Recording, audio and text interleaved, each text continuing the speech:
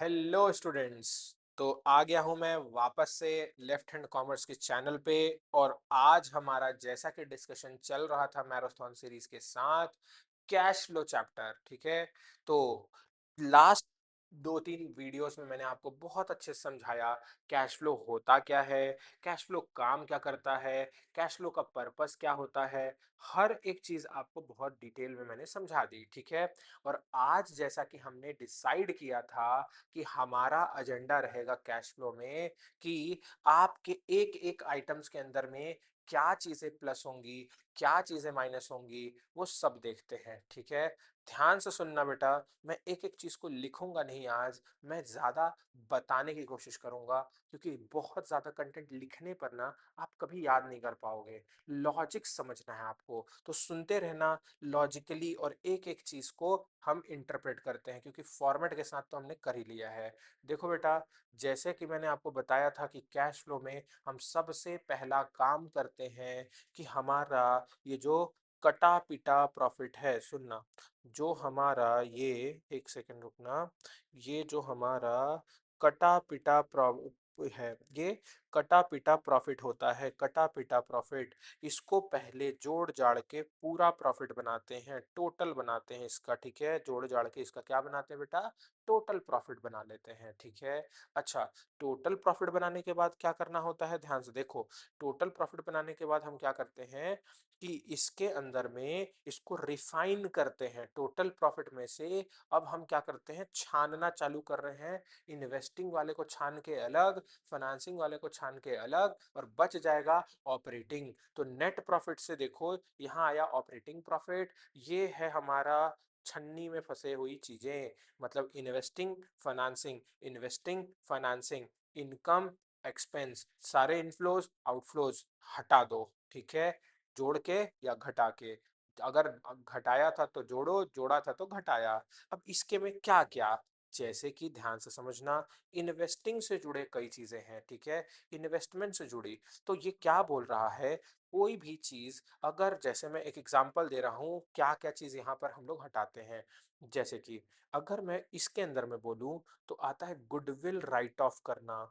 Goodwill को आपने जो राइट ऑफ कर दिया था, वो जो लॉस था, वो यहाँ पर क्या कर दिया जाएगा बेटा हमारे को, क्योंकि आपने गुडविल राइट ऑफ, एक लॉस इन्वेस्टिंग नेचर का था, वो किससे जुड़ा है बेटा, आउटफ्लो, वो इन्वेस्टिंग नेचर से जुड़ी बात है, ठीक है।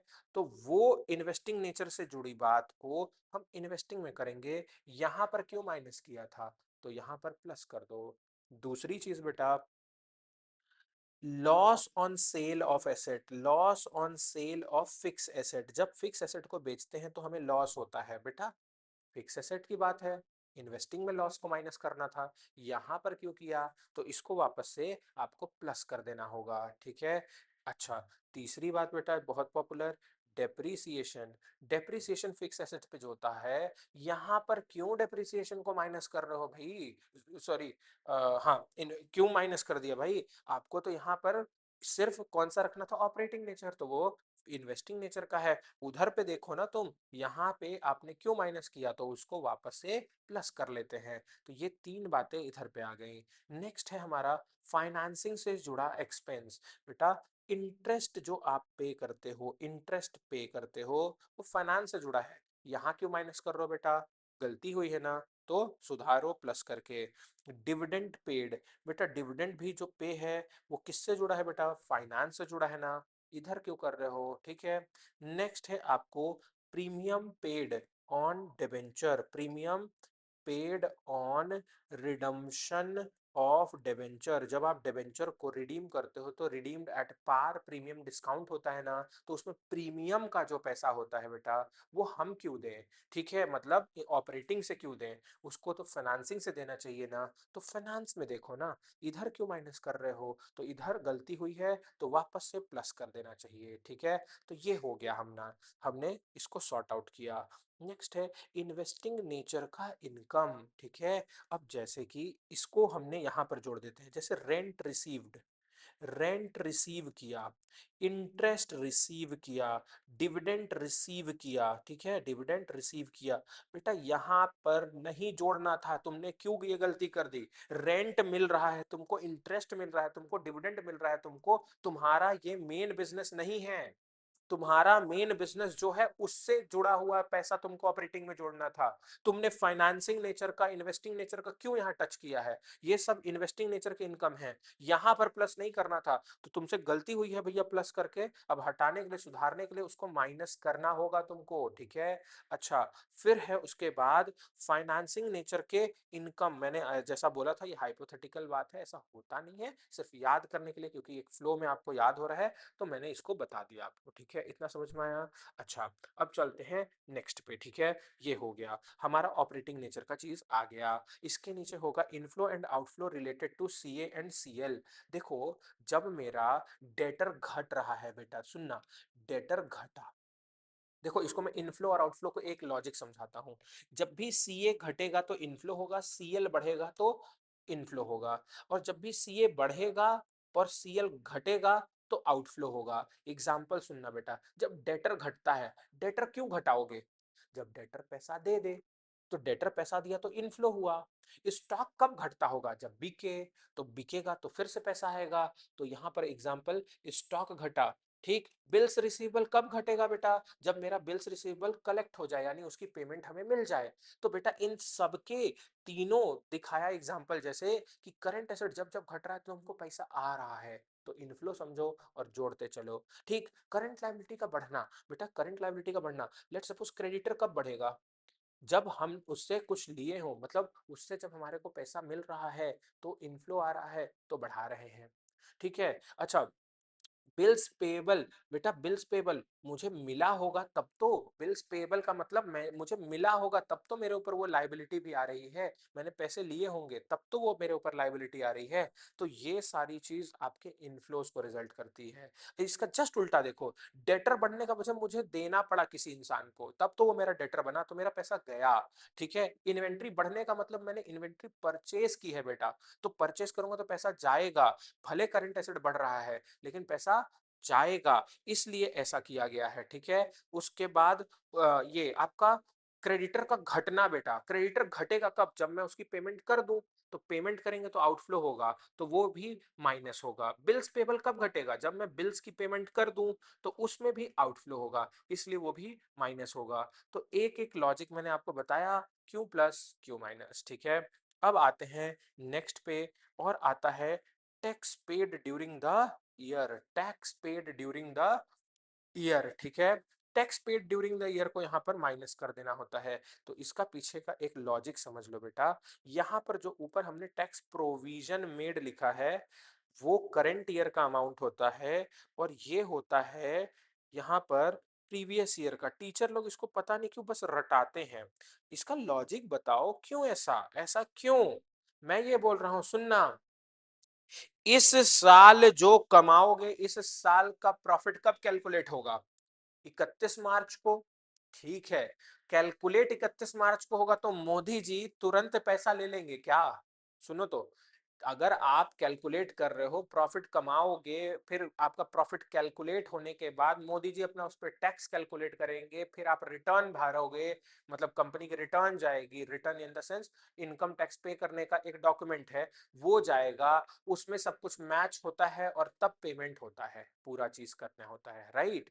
तो ये सब टाइम टेकिंग है, और इसके लिए लोगों को ज्यादा, कंपनीज को ज्यादा टाइम दिया गया है, सितंबर भर का टाइम होता है, 30 सितंबर तक का टाइम है, तो वो लोग तब तक पेमेंट कर सकते हैं ना, ठीक है। तो ये बोल रहा है कि पिछले साल का जो मैं कमाया 31 मार्च तक, उसका अगले साल के सितंबर में जाके पेमेंट हो रहा है। तो मतलब मैं अब जब सितंबर में आ गया हूं, अगला सितंबर आ गया है मेरा, तो मैं ये वाला मेरा इसका करंट ईयर हो रहा है, सोचो। और तब मैं जो सितंबर में जाके टैक्स पे कर रहा हूँ वो पिछले साल का ही तो हुआ, पिछले 31 मार्च वाला ही तो टैक्स कैलकुलेट करके आने वाले सितंबर तक हमको पे करने का डेडलाइन होता है, टाइम लाइन होता है, तब हम पे करते हैं। तो भैया जो इस साल पे हुआ वो पिछले साल के प्रॉफिट पे है, तो प्रीवियस ईयर वाले के प्रॉफिट, मतलब वो पेड वाले अमाउंट को प्रीवियस ईयर वाले अमाउंट को माइनस कर देते हैं। और जो इस साल कमाए हैं, अभी तो उसका एग्जैक्ट पैसा मुझे पता नहीं है कि कितना होगा, 31 मार्च को फाइनल होगा। तो तब तक के लिए मैं ना टेंटेटिवली रफ आइडिया, प्रोविजन का मतलब क्या होता है, कुछ पैसे आने वाले अनसर्टेनिटी के लिए या आने वाले चीजों इवेंट के लिए बचा के रखने का ना, तो बचा के मैंने रखा है, लेकिन अभी मुझे एग्जैक्ट नहीं पता होता है, तो मैं अप्रॉक्स में प्रोविजन बना के रखता हूँ। तो वही मैं बोल रहा हूँ, प्रॉफिट बांट के रखा हुआ प्रोविजन करंट ईयर का होता है, और पिछले साल वाला अमाउंट हमें पे करना होता है, इसलिए प्रीवियस ईयर का माइनस हो जाता है। ठीक है, तो ये चीज मैंने आपको लॉजिकली समझा दिया। ठीक है, ओके। फिर उसके बाद आता है, लेकिन डिविडेंड के साथ ऐसा नहीं है बेटा। डिविडेंड में एक बात आपको मैं बता दूं, डिविडेंड यहां भी देखो, यहां पर प्लस प्रीवियस ईयर का ये जो डिविडेंड है ना, ये प्रीवियस ईयर का ही अमाउंट पे होता है, और यहां भी प्रीवियस ईयर को प्लस करेंगे और फाइनेंसिंग में ही प्रीवियस ईयर को माइनस करेंगे, वहां करंट ईयर नहीं चलता। ठीक है, वहां करंट ईयर नहीं चलता, क्यों? क्योंकि भैया dividend out of the earned profit दिया जाता है, तो जो प्रॉफिट आप कमाओगे उसी से डिविडेंड दोगे।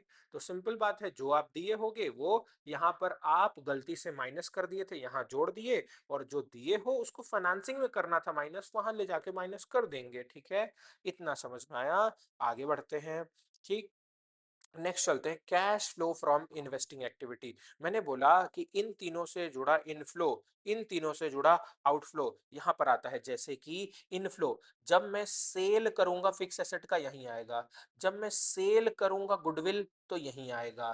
ठीक है, जब मैं इंटरेस्ट रिसीव करूंगा यहीं आएगा, जब मैं डिविडेंड रिसीव करूंगा यहीं आएगा, जब मैं रेंट रिसीव करूंगा यहीं आएगा, क्योंकि ये सब पैसा इन्वेस्टमेंट या नॉन करंट एसेट से जुड़ी बातें हैं, तो ये सब यही आनी चाहिए। ठीक है, और इसी का जस्ट उल्टा बेटा देखो, जब मैं परचेज करूंगा फिक्स एसेट का तो यही आएगा। ठीक है, परचेज करूंगा फिक्स एसेट का, या मैं परचेज करूं किसी अदर कंपनी के शेयर्स, डिबेंचर्स, मतलब एक तरीके से मैं इन्वेस्ट कर रहा हूं, तो इन्वेस्टमेंट जब मैं खरीदूंगा तो वो सब चीज भी यहां पर आएगा आउटफ्लो में। लेकिन खास बात यहां लिख दे रहा हूं, ध्यान से सुनना, यही होगा गड़बड़, कि बेटा डेप्रीसिएशन यहां नहीं आएगा, गुडविल राइट ऑफ सेल आएगा, राइट ऑफ यहां नहीं आएगा। ठीक है, और आप क्या कह सकते हो, आपका लॉस या प्रॉफिट ऑन सेल यहां नहीं आएगा, प्रॉफिट या लॉस ऑन सेल यहां नहीं आएगा, ये सब चीजें यहां नहीं आती है, क्योंकि these all are no flow cases, no flow cases. बच्चे सबसे ज्यादा कंफ्यूज होते हैं, प्रॉफिट और लॉस तो सर उसमें तो पैसा आता है जाता है। अरे बेटा वो तो उसके सेल प्राइस में ही इंक्लूडेड एक्सक्लूडेड हो जाएगा ना, प्रॉफिट होगा तो जुड़ जाएगा। तो आप जब वहां लिखे हो ना सेल ऑफ फिक्स एसेट, उसके अंदर है ना वो अमाउंट, और माइनस अगर लॉस हुआ होगा तो उसमें से माइनस हो चुका होगा, अल्टीमेटली सेल अमाउंट में तो जो मिला वही तो लिखते हैं, चाहे ज्यादा मिला हो प्रॉफिट वाला या कम मिला हो लॉस वाला, वो उसके अंदर प्लस माइनस हो चुका है, दोबारा नहीं लिखने का। ठीक है, ओके। अब आगे चलते हैं, cash flow from financing activity. बेटा cash flow from financing activity के अंदर मैंने बोला है शेयर कैपिटल से इन तीनों से जुड़ा इनफ्लो और आउटफ्लो आता है। एग्जाम्पल समझते बेटा, इसको थोड़ा नीचे लिख दे रहा हूँ ना, चलेगा ना? ठीक है, देखो सबसे पहला मैं बोल रहा हूँ इशू ऑफ शेयर, जब आप शेयर बेचते हो तब आपको इनफ्लो हो रहा है। जब आप इशू कर रहे हो इशू ऑफ प्रेफरेंस शेयर या डिबेंचर, तब भी आपको पैसा मिल रहा है। लेकिन जब आप इसको वापस ले रहे हो, जब शेयर वापस कर खरीदते हैं तो उसको हम कहते हैं बाई बैक ऑफ शेयर, तो तुम्हारा पैसा जा रहा है ना बेटा, तो ये आउटफ्लो होगा। ठीक है, अच्छा उसके बाद बोल रहा है redemption of debenture, redemption of debenture, तो बेटा इसमें भी पैसा जाएगा ना, रीपेमेंट ऑफ डिबेंचर, तो ये भी आउटफ्लो होगा। बेटा इंटरेस्ट पे करोगे तो भी पैसा जाएगा। इसमें एक और चीज सुनना, अ, इसको कैसे बोल सकता हूँ मैं आपको, इंटरेस्ट पेड हो गया। अब हाँ, डिविडेंड पे कर रहे हो, अगर मान लो डिविडेंड पे कर रहे हो बेटा, वो भी जाएगा। एक और सुनना, प्रीमियम ऑन रिडम्पशन, मतलब रीपे करने पर आपको प्रीमियम देना पड़ा तो माइनस, लेकिन premium on issue of debenture होगा तो पहला पैसा मिला तो प्लस करो। इसी तरीके से सिक्योरिटी प्रीमियम, जब प्रीमियम होता है ना, शेयर जब इशूड एट प्रीमियम होता है, शेयर इशूड एट प्रीमियम होता है बेटा, तो उसमें भी क्या होता है, डेबेंच वो सिक्योरिटी प्रीमियम में पैसा डालते हैं ना, वो भी पैसा यहाँ पर ही आएगा, वो भी प्लस होगा बेटा, ये आपको मिल रहे हैं। तो ये सारे प्लस और माइनस यहाँ पर किए जाते हैं। इतना बात समझ में आया? एक एक चीज समझ में आई बेटा? इसमें अगर कोई चीज में डाउट है तो बिल्कुल भाई, बेशक आप कमेंट सेक्शन में धड़ल्ले से एकदम भाई बौछार कर दो अपने डाउट्स को, ठीक है? अच्छा, तो मैंने आपको बताया कि कौन सी चीज है शेयर कैपिटल। अच्छा, इसमें एक दो और लिख देता हूँ। अगर बैंक लोन लेते हो तो यही आएगा, बैंक लोन यही आएगा, ठीक है? अगर रीपे कर रहे हो, रीपे ऑफ बैंक लोन, तो यही आएगा, बस माइनस में आएगा, ठीक है? बैंक लोन को रिपे कर रहे हो तो, ठीक, तो ये सब यहाँ आएगा, ठीक, ये सब फाइनेंसिंग के ही यही सारे के पार्ट हैं। इतना बात क्लियर बेटा? ओके, तो ये सब हमारा प्लस माइनस पूरा अच्छे से डिटेल कर दिया मैंने आपको ये भी बात बताया कैश एंड कैश इक्विवेलेंट क्या होता है। तो सारे कैश एंड कैश इक्विवेलेंट यानी cash in hand, cash at bank, या कोई मार्केटेबल सिक्योरिटीज हो, या हाईली लिक्विड एसेट हो, या आप सीधे बोलो लिक्विड एसेट, सीधी बात, ठीक है? ये सारे ही आपके यहाँ पर कैश एंड कैश इक्विवेलेंट में जोड़कर लिखे जाते हैं, ठीक है? तो इन सब का बैलेंस जोड़कर आप यहाँ पर ओपनिंग में और क्लोजिंग में, मतलब प्रीवियस ईयर वाला ओपनिंग में लिख देंगे, करंट ईयर वाला अमाउंट जो क्वेश्चन में दिया रहता है ना बैलेंस शीट में, पिछले साल और इस साल का डेटा, इस साल वाला क्लोजिंग में लिख देंगे। और ड्यूरिंग द ईयर तो ऊपर के तीनों को प्लस माइनस करके निकलता ही है, तो इसमें ये जोड़ के ये माइनस ये इक्वल टू करोगे तो बराबर आ जाता है। तो होप सो एक एक डिटेल, एक एक कवरेज मैंने आपको कराई है। एक लास्ट थ्योरी या कंसेप्ट का टॉपिक आपको समझा देता हूं, ध्यान से सुनना। ये बहुत बड़ा कंफ्यूजन है, और ये मैं सिर्फ अपने पेड क्लासेस में करता था, लेकिन आज मेरा थोड़ा मूड अच्छा है, बच्चों का भविष्य के लिए भैया थोड़ा कुछ तो कंट्रीब्यूट और कर देना चाहिए। सुनना बेटा, what are the cases of no flow? तो याद रखना बेटा, नो फ्लो का केसेस कब होगा, कैसे होगा और क्यों होगा, आज समझेंगे, ध्यान से सुनना, ठीक है? नो फ्लो का केसेस कब, क्यों और कैसे होता है, आज समझेंगे। जब कोई एक एसेट दूसरे एसेट्स में बदल जाए, ना इधर रुपया हो ना इधर रुपया हो, तो उसको हम नो फ्लो कहेंगे। एग्जाम्पल मैं बोल रहा हूं, सुनना। जब मेरा डेटर क्या बन जाए, बिल्स रिसीवेबल बन जाए, या मेरा बिल्स रिसीवेबल डिसऑनर होके डेटर बन जाए, तो भैया इसमें पैसा आया गया नहीं, ठीक है?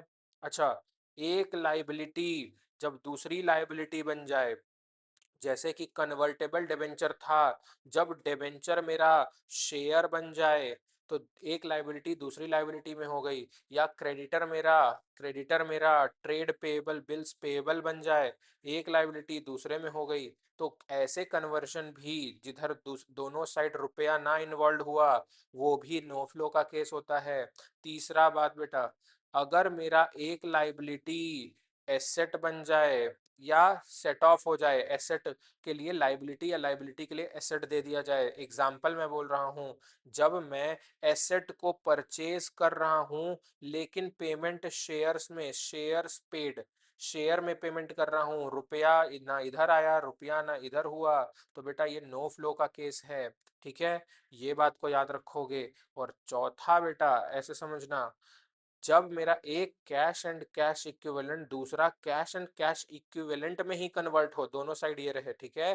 तो याद रखना, इधर भी रुपया ही है इधर भी रुपया ही है, ये सीधी बात हो गया। अगर मैं अपने जेब से निकाल के एक जेब से दूसरे जेब में रख दो बेटा, तो क्या मेरा पैसा बढ़ेगा, क्या बदलेगा, क्या नहीं बदलेगा? यानी आपका पैसा आप घर की तिजोरी से निकाल के बैंक में डिपॉजिट यानी बैंक की तिजोरी में कर दो, यानी कैश इन हैंड, अगर कैश एट बैंक बन जाए। क्या बोल रहा हूं बेटा? कैश इन हैंड अगर कैश एट बैंक बन जाए बेटा, तो क्या पैसा घटा या बढ़ा हुआ क्या? नहीं, ये तो बस अपने घर के तिजोरी से बैंक की तिजोरी वाले में रख दिया, बस एक पॉकेट से निकाला और एक पॉकेट में रख दिया, तो उससे भी बेटा कोई भी कैश फ्लो नहीं होता। और जहां नो कैश फ्लो के रीजंस हैं, सिचुएशंस हैं, वहां पर हमेशा याद रखोगे बेटा, कैश फ्लो स्टेटमेंट में वो रिकॉर्ड नहीं किए जाते। ठीक है, एग्जाम्पल जो बहुत ज्यादा आपके एग्जाम में दिया जाता है उनको मैं प्रोमिनेंटली यहाँ पर लिख देता हूँ, सुनना। एक नो फ्लो का केस है डेप्रीसिएशन, एक है गुडविल रिटर्न ऑफ, ठीक है, एक है प्रॉफिट या loss on sale of fix asset, ठीक है, एक है आपका ये assets purchased but paid in other than cash, consideration other than cash share debenture में पढ़ रहे हो ना बेटा, वो वाले मोड की बात यहाँ हो रही है। ठीक है, फिर इसके अंदर में और क्या चीज बहुत इंपॉर्टेंट है, तो इसके अंदर में आता है लाइबिलिटीज, लाइबिलिटीज पेड या converted, converted into other liability, मतलब कि वही मैंने बताया शेयर को डिवेंचर में, मतलब डिवेंचर को शेयर में बदल दिया।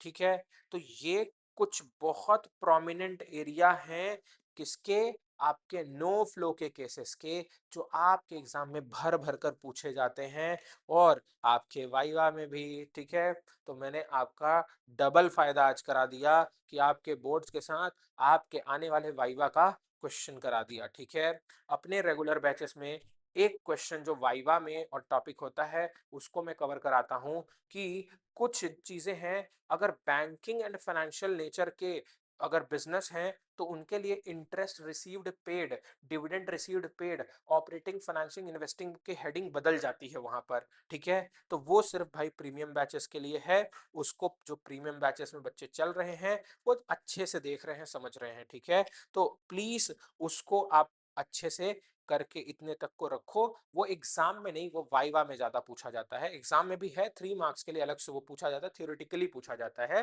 बट अभी के लिए आपको जो बोर्ड एग्जाम के लिए जरूरी था सारा कंटेंट करा दिया है। आपके नेक्स्ट सेशन में हम कैश फ्लो के जब आएंगे ना, तो क्या करेंगे, एक एक अकाउंट, क्योंकि बच्चे तो अकाउंट को लेकर ही परेशान है, तो उसका न्यूमेरिकल एस्पेक्ट की अलग अलग, जैसे एसेट्स का अकाउंट जब बनाया जाता है तो कई बार क्या होता है कॉस्ट पे बना देता है, कई बार बुक वैल्यू पे बना देता है, कई बार एक्यूमुलेटेड डेप्रिसिएशन अकाउंट खोजता है, कई बार डेप्रिसिएशन डायरेक्टली लिख देता है, क्वेश्चन के वाला दिया हुआ रहता है तो आंसर में लिखते हैं, कई बार अकाउंट बना के लिखते हैं, टैक्स का कई बार डायरेक्ट लिख देते हैं, कई बार अकाउंट बनाते हैं, डिविडेंड का कई बार डायरेक्ट लिखते हैं, कई बार अकाउंट बनाते हैं।